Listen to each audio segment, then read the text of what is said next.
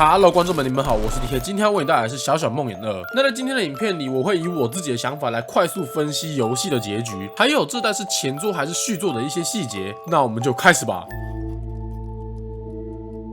首先，我们先来分析一下为什么小六会丢下 Mono。相信很多人看到结局时一定会疑惑说，我们明明前面在猎人家帮助小六逃跑，后来在学校又救了他一遍，那为什么小六会这样做呢？这边大概能推出3种可能。第一种可能叫做黑暗面。在说这个理论之前，我们先来说说讯号塔是什么东西吧。我们在游戏中看到的讯号塔，它能够洗脑生物，它还能够吸收肉体跟能量。你可以在官方的 Twitter 中找到一个文章，文章是写说他们要去的地方不再需要这些了，很快你将加入他们的行列。这也代表说肉体会被吸收到讯号塔的内部，变成讯号塔的一部分。这也是为什么镇上某些地方只留下了衣物，人却不见的原因。讯号塔内会给予相当强大的负面能量，所以小六在里面不断吸取负面能量，内心的黑暗面也慢慢的浮现出来。在游戏中，小六的一些行为也能让人看出他内心黑暗的一面，像是在第2章，小六因为被前面的陶瓷屁孩抓走，在后面选择对另外一位陶瓷屁孩的复仇。还有第3章里面，在我们拿完保险丝回来时，小六正在开心的扭着病患的手指。另外在第4章的时候，Simon要抓走小六时，我们并没有出手相助，而是眼睁睁的看着他被抓走。被抓去讯号塔的小六，最后的记忆只停留在说，为什么 Mono 没有帮他？在讯号塔内部的他，因为吸取过多的负面能量，已经变成了怪物。最后在讯号塔内能安抚他的东西，只剩下了音乐盒。那我们在游戏中破坏了他的音乐盒，虽然是把小六从记忆中拉了回来，但内心的黑暗面已经藏不住了。这个时候的小六已经不是原本那个小六了，所以在最后的时候选择直接丢下我们，自己离开。2. 认出 Mono。在我们游玩前4章的时候，你会发现小六跟 Mono 一起行动时 ，Mono 没有拿下过他的头套，这代表说小六并不知道 Mono 的真正样貌，但小六却有在第4章看过 Simon 的样貌。在最后小六拉住 Mono 时，可能认出了 Mono 就是 Simon， 所以才丢下了 Mono。3. 暴食。1代的小小梦魇中，小六经常会因为饥饿而吃掉一些东西。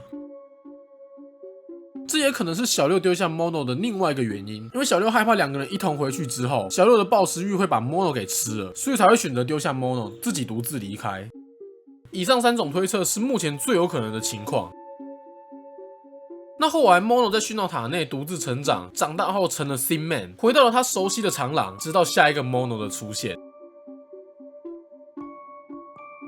你会发现这是个不会结束的循环。Mono 出现，跟小六一起逃离 ，Mono 解锁 Simon，Simon 抓走小六 ，Mono 打败 Simon， 最后 Mono 又被丢在讯号塔内，再次成为 Simon。唯一能打破这个循环的关键就在小六是否会放掉 Mono 这个地方。那这个部分可能会在将来的小小梦魇3啊，或者是 DLC 当中发生。DLC 可能会倾向漫画中发生的事情，所以应该还会有小小梦魇3来解释后续发生的事情。其实游戏到现在整体故事的目的性很不明，怎么说呢？在1代解决了 Lady， 然后离开船，接着呢来到了2代，最后 Mono 被困在讯号塔中，又变成了 Simon， 也没有交代说这么做的目的是什么。讯号塔也还是没被摧毁，那这个世界还是一样，只是 Mono 被变成了 Simon， 所以我觉得还有很多东西游戏还没有交代的，所以将来推出3代的机会是非常大的。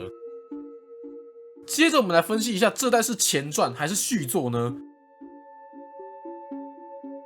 这是一个非常难的问题，官方之前有说过2代是续作，迷你梦魇是前传。那有观众想看完迷你梦魇的实况吗？如果想的话，那可以在下面按个 like， 顺便在下面留言一下哦。好，我们回归正题，那是续作还是前传呢？我个人是比较倾向于前传。以下是我目前找到可能是前传的一些细节。第一个是小六在城镇中才找到他的雨衣。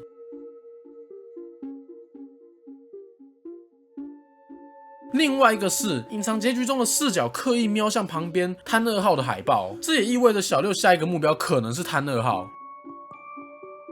结局中的幻影小六也有在1代跟迷你梦魇中出现。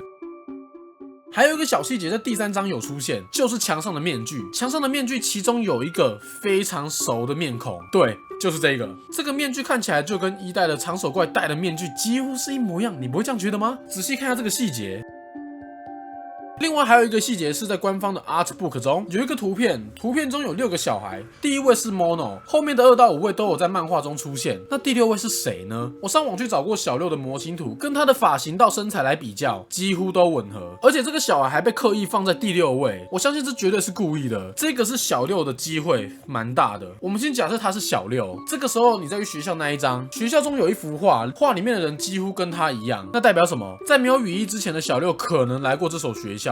以上这些就是目前倾向于前传的一些细节。那大家应该会想问，难道就没有关于续作的细节吗？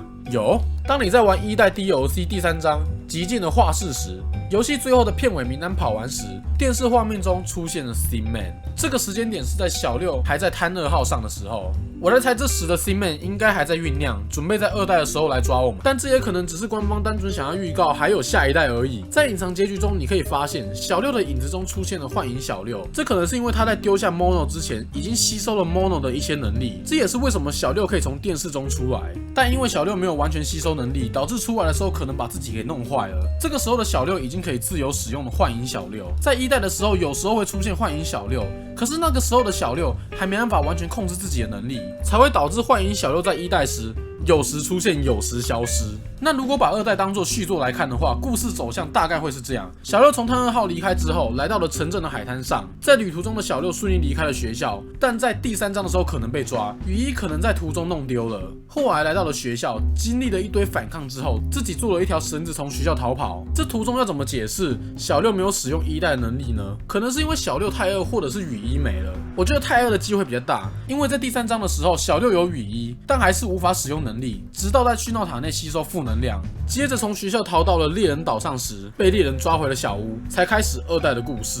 以上就是我的猜测。那我这几天一直都在找有没有这是续作的更多细节，但目前为止还找不太到。如果你有更多关于续作的细节的说法，欢迎都在下面留言让我知道一下。好，那以上就是今天第1集的小小梦魇的分析。那如果你喜欢的话，记得下面按个 like 还有订阅吧。那如果之后我有找到更多细节，或者是游戏当中有一些其他的理论的话，那我会再出一部影片来跟各位说明一下的。好，那我们这个系列就暂时告一段落啦。那我们在下部影片见喽， ，Peace out。